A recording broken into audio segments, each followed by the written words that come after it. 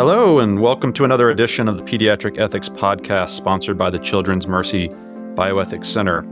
My name is Jeremy Garrett, and I'll be your host. Today, we'll be considering the ethical roles we play as clinicians and parents. And I'm thrilled to be joined by two terrific guests that bring different perspectives to this topic. Dr. Brianna Moore is an assistant professor of bioethics and health humanities at the University of Texas Medical Branch in Galveston. She's originally from Australia, a philosopher by training, and she spent some time in Kansas City with us as a pediatric ethics fellow, and then went on to also have a fellowship at the Baylor College of Medicine in Houston. She's recently published a paper entitled Exploring the Ethics of the Parental Role in Parent-Clinician Conflict with her co-author, Rosalind McDougall. That's going to be the basis of our talk today. However, we're also joined by a second guest, Dejo Miller, who brings two important perspectives to the discussion of what it means to be a good parent. She is herself a parent who underwent a long and arduous medical journey when her daughter, Hannah, was diagnosed with cancer. And she also has more than a decade of experience as the Director of Patient and Family Engagement here at Children's Mercy, Kansas City. We'll start with Dr. Moore, though. And Dr. Moore, most listeners of the Pediatric Ethics Podcast are going to be familiar with concepts like the best interest standard, the harm principle, parental authority, and the zone of parental discretion. These concepts, of course, figure prominently in the academic literature of pediatric bioethics and in the clinical setting of ethics consultation in pediatrics. But in this paper you co-authored with Rosalind McDougall, you're encouraging us to consider the ethical value of another and more underexplored concept, namely this idea of a parental role and the way that that's informed by our concepts of what it means to be a good parent. Can you tell us more about what got you interested in that concept and why you think it's been underexplored, and also why you think it's crucial for ethicists and clinicians to begin paying much more attention to it? Absolutely, Jeremy. Thank you for that question, and really happy to be joining you and Dejo today. What got us interested in that concept? So appeals to roles and role-based ethics are something that we hear a lot, like on the unit, in the hospital. We often hear doctors say things like, as a doctor, it's my job to do X, or as a nurse, I can't in good faith do Y for my patient. And so I think roles are all around us in a space like a hospital where there's this division of labor and everyone's sort of working together in these different roles to provide care to patients and families. And what got us interested in the parental role was the fact that we often hear explicit appeals to professional roles in healthcare, but we don't always hear explicit appeals to the parental role, but sometimes we do as well. So sometimes parents will say something like, I'm her mom, and that means I know her best, or as her dad, I feel like I have to do this. So I guess some of the moral architecture that underpins roles and what sort of ethical work we allow role-based appeals to do when trying to justify decisions about a child care. And it's really funny that you asked about why we think it's been underexplored.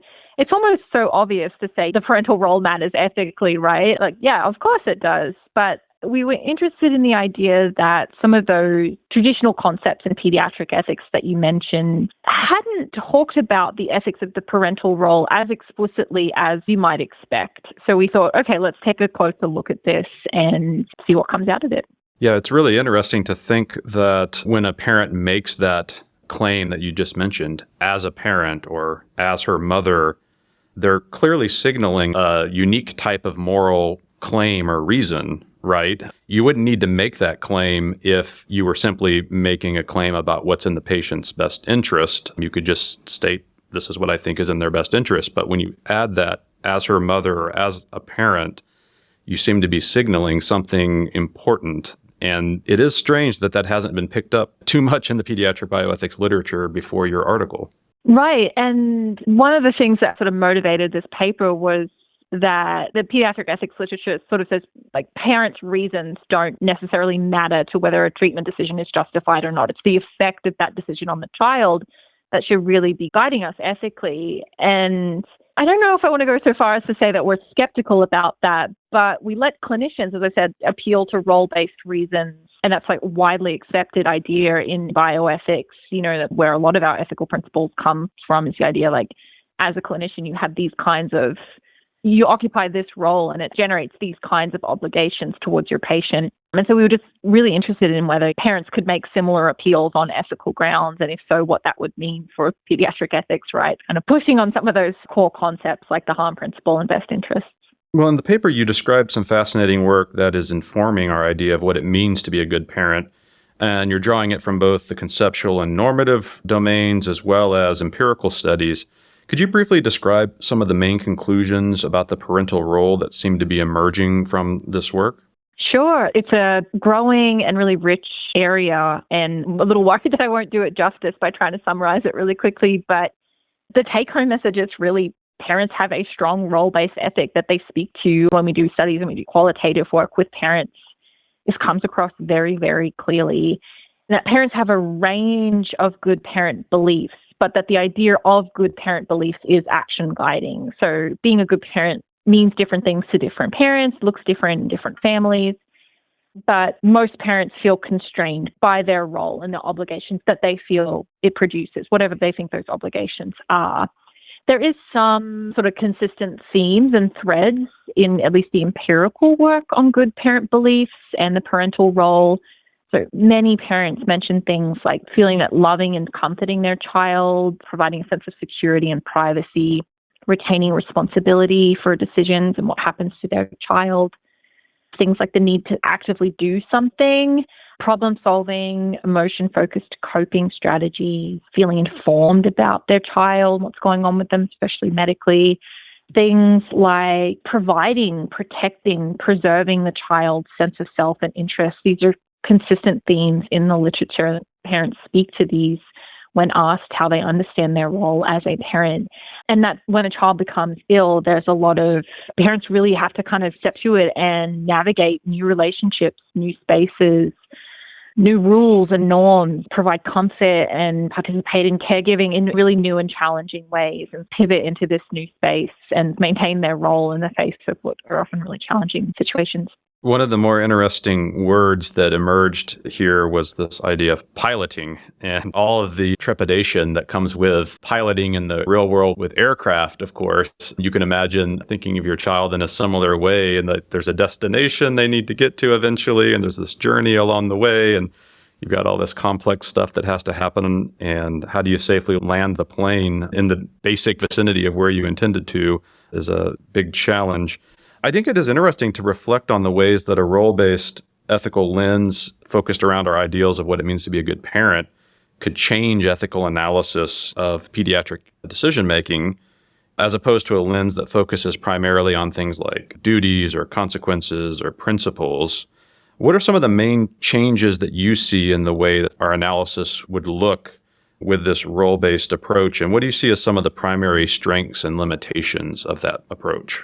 So what we think a role-based lens can help with is to really help us recognize the stakes of conflicts with care teams for parents. And that sometimes when we're pushing parents a little bit or trying to convince them to make different decisions, it can feel like we're asking them to be a bad parent or to kind of revise their identity or think about what a good parent means differently. And that's really challenging. And as an ethicist or as a physician or a nurse, if someone asked us to make a decision that we felt was directly in conflict with doing our job well or performing our role well, we would really struggle with that too. So we think that really attending to roles allows us to reframe conflicts in a way that more accurately reflects the nature of the disagreement. That can help us clarify the stakes of the conflict, particularly with attention to the stakes of the conflict for parents and sort of how difficult it is to go directly against what you feel like is your role-based ethic. And just help us promote empathy and understanding that, as you were saying earlier, Jeremy, piloting in this really new environment is incredibly challenging. It's, the parents who are in the clinicians world and trying to figure out how to parent in that new space. And that requires flexibility and sort of a lot of validation on the care team's part. It certainly seems to be much more threatening to a parent's identity if their idea of what it means to be a good parent is violated versus some abstract ethical principle. I think we can all agree on that. Right. Before I turn over to DJ Miller, I want to just have you address the case that you use in the paper, this case of baby J, who's a young girl in the NICU with an extremely poor prognosis that leads to conflicting views about her care between her parents and the clinical team. You use this case to sort of illustrate both how the traditional toolbox of pediatric ethics might approach this case, and also how a shift to considering how Baby J's parents understand their role and the way that that might change how we understand the ethical issues and questions at stake in this case. Could you briefly summarize that case for our audience and how you see the role-based approach impacting and ideally improving the consultation process as well as the relationships and the clinical care at the heart of the case? Sure. So the case that we present is a story of an infant who's born at 26 weeks gestational age, so very premature, who's now at 50 weeks of life and has remained in the neonatal intensive care unit for continuous cardiorespiratory monitoring, the provision of respiratory support. She's receiving tube feedings, artificial nutrition and hydration. She has had numerous respiratory infections. She has BPD, bronchopulmonary dysplasia, really common for premature infants. And she's been experiencing episodes of bowel dilation and distension of unknown origin. So it's been really tricky to feed her and get her growing. Her parents were at bedside regularly earlier in hospitalization. They've since had to go back to work. It's a really common situation in the NICU. Parents can't be there 24/7, right? They do visit her on the weekends. They sometimes come by on the weeknight. They receive phone updates from the team most days. In the story that we tell Baby J, the patient has developed another respiratory infection and experienced multiple episodes of desaturation where her oxygen levels have dropped sharply and to a dangerous level, requiring her to be bagged and for oxygen to be provided. Sometimes as ethicists will get called into these situations, we'll hear something like the neonatal ICU team, the NICU team are debriefing, and it turns out that the care team feel that continuing to treat Baby J has a really low chance of any improvement in her condition. They'll consult us because they're worried, and we'll hear things like, these parents just aren't getting it. All of this is going nowhere. We're just hurting the patient at this point. We're not helping her with all of this anymore. And as ethicists, we will often speak to parents as well. And in the case that we present, at least, we write that the parents insist that Baby J's overcome every setback so far, and they still believe they'll be able to take her home with a little bit more time. And that as parents, those two words are really important. As parents, they can't imagine giving up on her. Cases like this are not, or situations like this are not uncommon, and it's not uncommon for an ethicist to get called just to help everyone move through things and see if we can get to a point that everyone feels comfortable with. And what we think a role-based lens can really add is just really paying attention to those two little words that I said before, as parents. So figuring out how parents' understanding of their role and the obligations that it produces, how that is driving their decisions, and what sorts of choices they feel are even on the table or imaginable. And so when we apply a role-based lens and really think about what is constraining parents ethically in their mind, we think that it can shift the care team's mindset away from these parents don't get it, they're hurting their child, the family's difficult to work with, to really recognizing that these are just parents trying to be good parents, and that they as parents and we as clinicians have different kinds of commitments and a different kind of relationship to the child or patient in this situation. For the team, things like protecting Baby J from physical pain associated with interventions, that might seem really obvious that should be given a lot of ethical weight, but we can imagine that her parents are valuing patience and keeping a steady routine in place, maybe a little bit more than protecting her from some of those interventions at this point in time, as these are qualities that have helped them survive as parents. And just reframing conflicts in the way it has the potential to shift the dynamics between parents and the team sort of out of this adversarial mindset, out of battle mode, or so at least we argue in the paper, into a more flexible approach. And that could be something as simple as the ethicist helping everyone recognize there's no one right way to parent as a child or be a parent during a child's illness and death. And value judgments in this space are really complicated because there are often no good options for parents. And whatever we can do to validate their role is important as partnering with them and working through the decisions to be made in these sorts of situations. Thanks. I want to bring in our second guest now, Dejo Miller. And Dejo, you bring an important perspective to this discussion. You are a mother and you gain firsthand experience with how the concept of a good parent can factor into tough and complex pediatric decisions. When your daughter Hannah was diagnosed with non-Hodgkin's lymphoma at age 13, could you tell us a little more about Hannah and her medical journey and the ways that this may have highlighted and challenged and maybe even changed your understanding of what it meant for you to be a good parent? Sure. Thank you. And I feel like I'm going to just reiterate a lot of things that Dr. Moore talked about because I was nodding my head a lot, which nobody can see, but that was happening. So with my entry into the medical field, it occurred suddenly. So we had a very healthy 13-year-old daughter, and she had a 15-year-old brother. We were very engaged in competitive Olympic-style weightlifting, and she wasn't feeling well. She'd never been really sick. So kind of pushing and knowing that something wasn't right, but I didn't know what wasn't right. Just something wasn't right. And the multiple trips to her pediatrician to get finally that diagnosis and what that meant, and that change in an instant from a world we knew to a world we didn't know, and our role as parent in protecting our child in this world that we didn't know anything about carried a lot of fear. And that moment in time when we learned, then that next moment when we had to walk into her room and deliver that news to her, knowing that her life was going to change too. And this sudden feeling of, as her parent, we weren't in control. We did not have the same control we had had 15 minutes ago. And from there, it just snowballed. And she had a really aggressive cancer, so her treatment was very aggressive. We spent over 300 days inpatient during the next 18 months. She had 10 months of chemo, and then her cancer came back.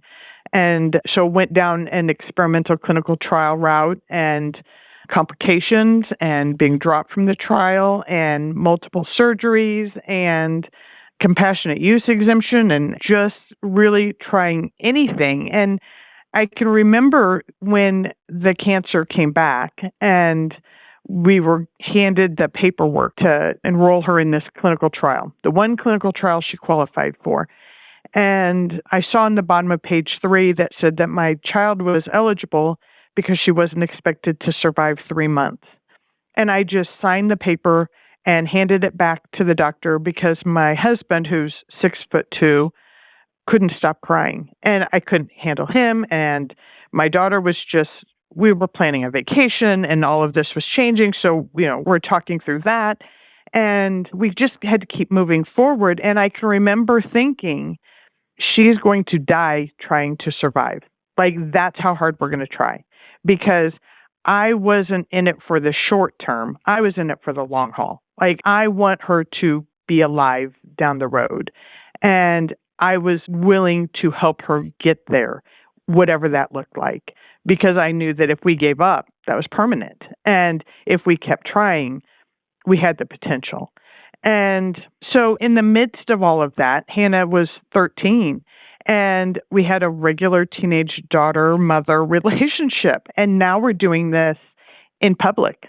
I always felt like suddenly you're thrust up on a stage and you have to live your life on this public stage, and people are walking by and looking at you. Some people are coming up on the stage with you. And there's a lot of people milling around in the background, and you have to sleep up there, and you get a small door to take a shower behind. And all of those things are in public. And trying to figure out just how to parent in public and manage these societal expectations of what we had thought was a good parent before the diagnosis. And then what does that look like in healthcare in this world we didn't know anything about? And how do we navigate that? And continually at the same time, there's good news coming in, there's bad news coming in, people are coming in with no news. That just the uncertainty of how you're doing that. And really for us, for me, it was that tunneling my vision down to what I considered the bullseye, and that was Hannah. What were her needs? And what could I do in this? There was a lot of things I couldn't do. I could be present. She didn't have to emotionally go through this alone. We were fortunate to have the ability for me to be present and to be able to navigate that And so for me, it was about what could I live with? What would I be able to go on with? And that also carries with it, what could I live with in the community that which I live?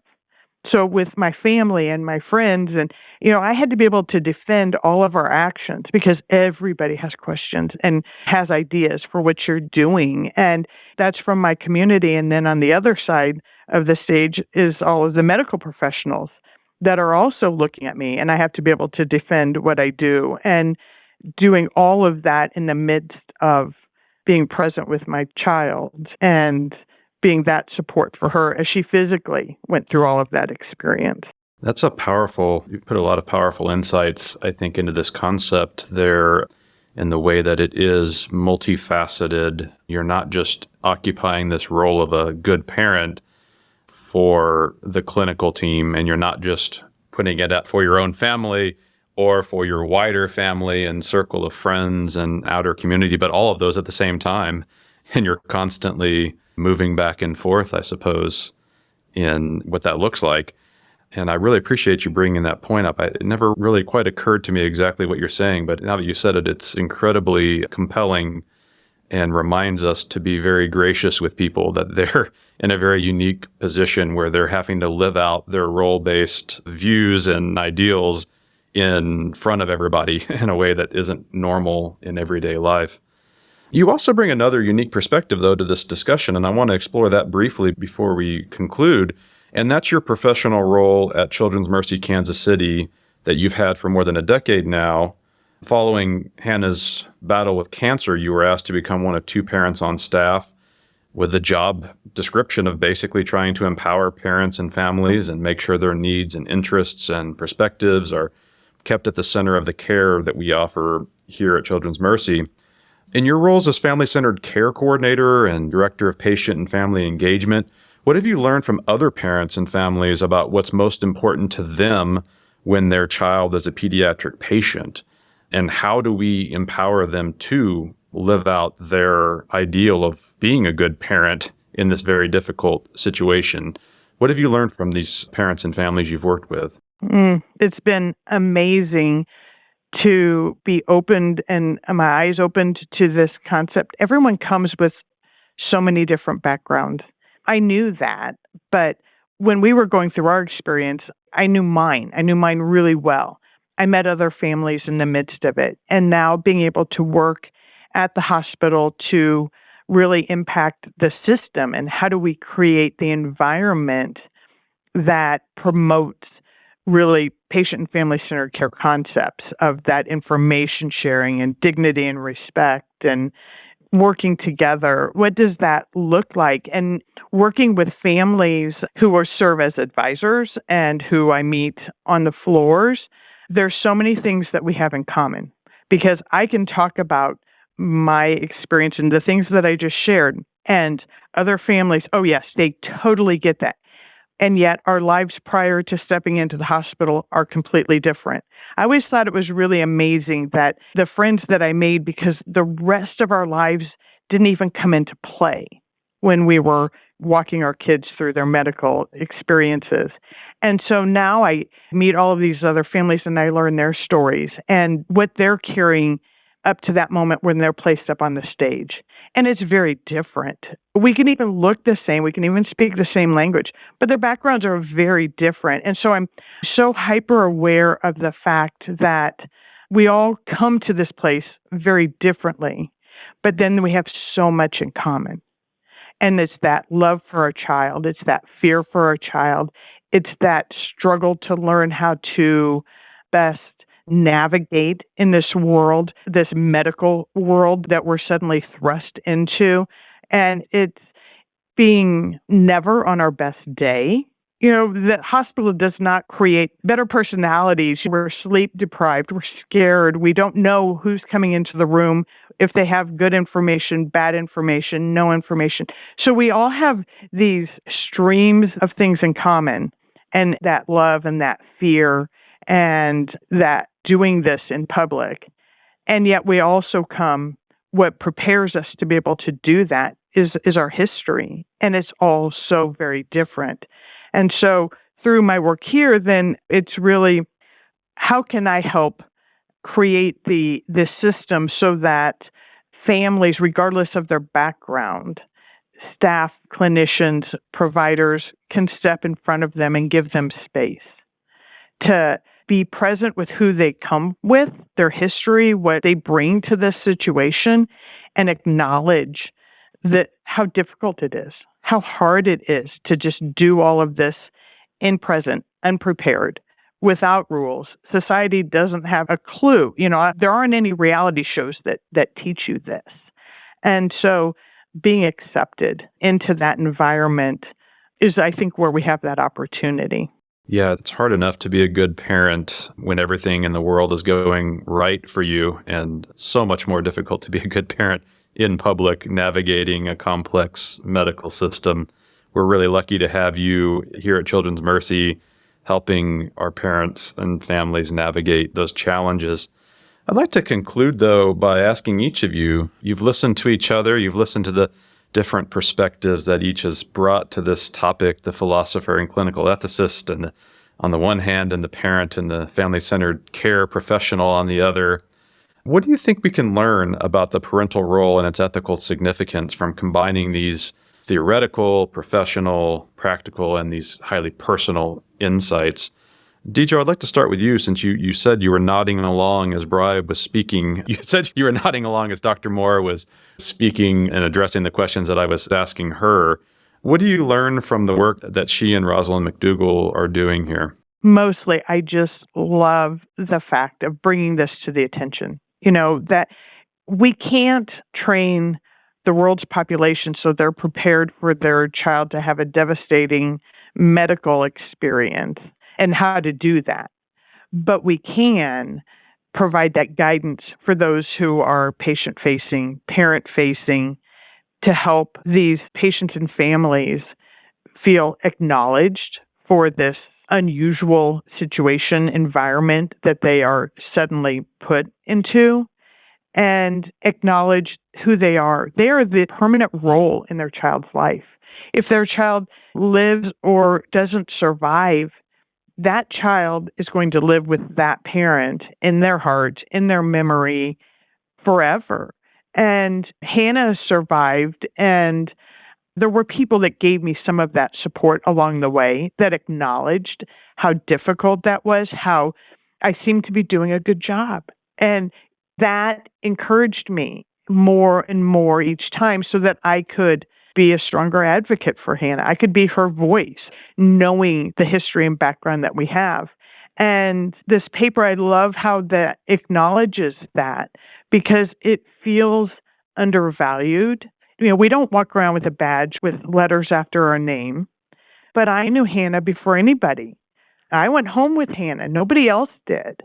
And so to be given that outright value for who you are, I think will build better relationships between clinicians and families so that there can be mutual learning, and then reaching those best outcomes and helping patients and families reach whatever those are. We don't know, but oftentimes we end up defending our stance because we're feeling pressured to blindly follow this medical advice.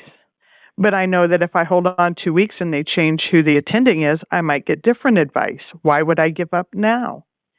And so building those relationships, I think this provides that opportunity so that clinicians also have a better experience then. And it doesn't feel this tension of trying to convince somebody of what they should do, but instead mutually guide each other through this experience for the best outcomes, whatever that looks like for that child and for that family that loves that child. Dr. Moore, I'd love to hear what you take away from listening to Deidre's story and her experience drawn from more than a decade of working with parents and families faced with difficult decisions. Yeah, a couple of things. I mean, Deidre, you said something really important before. You said, what could I live with? And that for us was an idea that we came back to again and again as we worked on this paper. And when I say what we think a role-based lens helps do is clarify the stakes of a conflict, that's what we mean. The stakes for parents are often literally what can I live with? sometimes what can I live with after my child's death? And those stakes are so high. I think the stakes are higher for parents, not always, but typically than they perhaps are for the clinicians caring for the child, although they're also high for clinicians. But hearing you say that that was the sticking point for you and that it is for many other parents is what we were trying to get at with this paper. So it's encouraging to hear you say that. And to hear you say that parenting looks really different for different families. There's no one right way to parent well. And that you've worked with parents of all different shapes and sizes, families of all different shapes and sizes, but that there are some consistent things like this kind of fierce love for the child and this fear that you feel when your child becomes sick, and that no one teaches you how to navigate that, how to pilot it. But hearing that there's this identification between parents where it's like, you get it, right? If you are a parent, you get it. And that what I'm hearing is, and this is kind of where we ended up in the paper, is that the parental role, it helps to explain what parents are experiencing, their moral psychology, why they might prioritize or deprioritize certain things. But also it's just sources of courage and love and other morally valuable things. And just, yeah, exactly what you said. What we want to do with this paper is just really pull the importance of the parental role into the center of the stage and just to try and encourage us to honor it when we work with families when their child is sick. Seems like a great place to wrap up. Again, the paper that has been discussed today by Dr. Brianna Moore and Rosalind McDougall is entitled Exploring the Ethics of the Parental Role in Parent-Clinician Conflict, and it appeared in the November-December 2022 issue of the Hastings Center report. I want to thank both of our guests today, Dr. Brianna Moore and Dejo Miller, for joining us and sharing these valuable perspectives on this important concept, and encourage all of you to subscribe to the Pediatric Ethics Podcast on your favorite podcast platforms and apps. Again, this has been the Pediatric Ethics Podcast, sponsored by the Children's Mercy Bioethics Center in Kansas City, Missouri.